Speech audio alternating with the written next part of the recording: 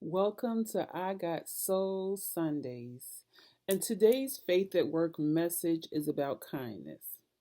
Have you been kind to anybody today? Let's think about it.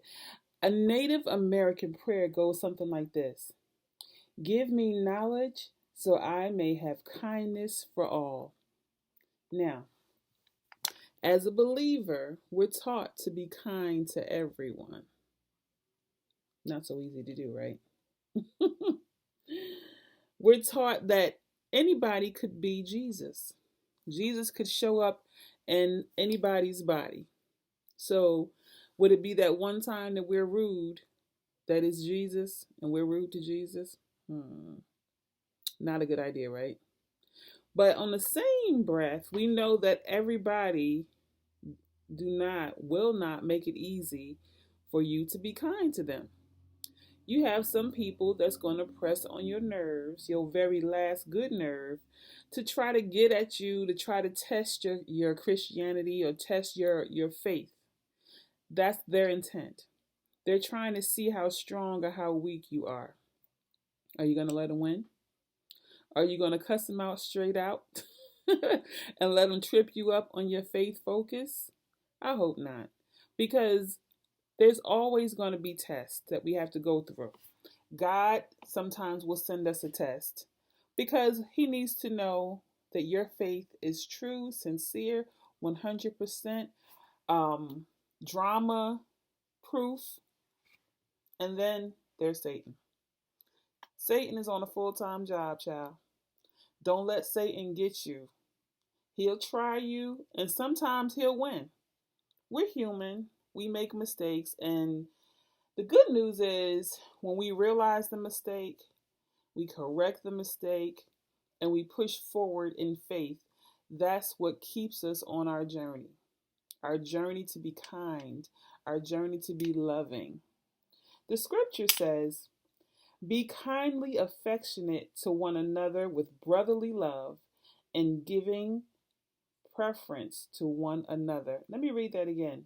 Be kindly affectionate to one another with brotherly love and honor, giving preference to one another. That's Romans 12:10.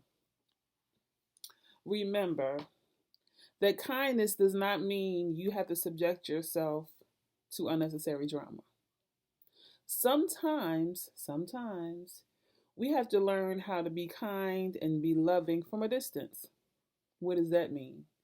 That means that perhaps the person that you would like to be kind to is not so kind, but you can be the bigger person by sending them an email of a scripture, a poem, I love you, or send a card. Or maybe it's giving to a cause. So, we work in our community with the homeless folks, and sometimes they're not the easiest to interact with. Sometimes they may have some mental challenges. Sometimes they may have addiction, or whatever the case may be. And you don't necessarily feel comfortable with sharing kindness or trying to share kindness with that sometimes assertive behavior. Well, give to that cause. That's still showing kindness and love.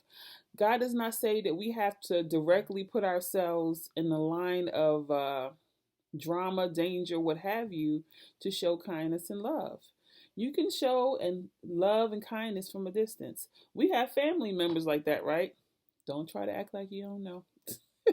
Some family members, they just decided for themselves that they're not going to live right. They don't want to be part of the family unit. They got to do things to push the needle, or whatever the phrase goes. But you still can love them from afar. You still can pray for them. You can still send them well wishes, whether it be in a card, email, or in your prayers. I just say, take a moment every day to show kindness. Sometimes that kindness must be shown to yourself, because I know personally, especially as a woman, we tend to take on the weight of the world, lacking kindness for ourselves. Kindness is something that has to start with yourself and extend outward. It's not something you keep in your little box, but it should grow and grow and grow and grow so that your community feels your kindness and your love. I know it's hard, especially now when we're dealing with this pandemic and uh, our political craziness that never seems to end. It will soon. But show your kindness and love. God has placed it in your heart.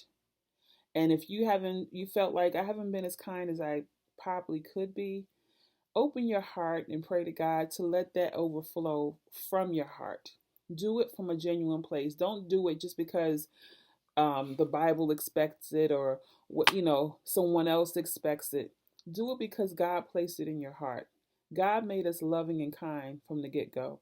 Is what we do with it in our lifespan, in our walk, how it grows or doesn't grow or dies. Don't let the kindness die in your heart. Let it overflow to the point where whenever someone sees you, they want to smile because they know you are a kind and loving individual. This is your Faith at Work message on I Got Soul Sunday by me, Elder Pamela Robinson Smith. I pray that you have a wonderful, wonderful week and that you will be kind. God bless you. I love you. Take care.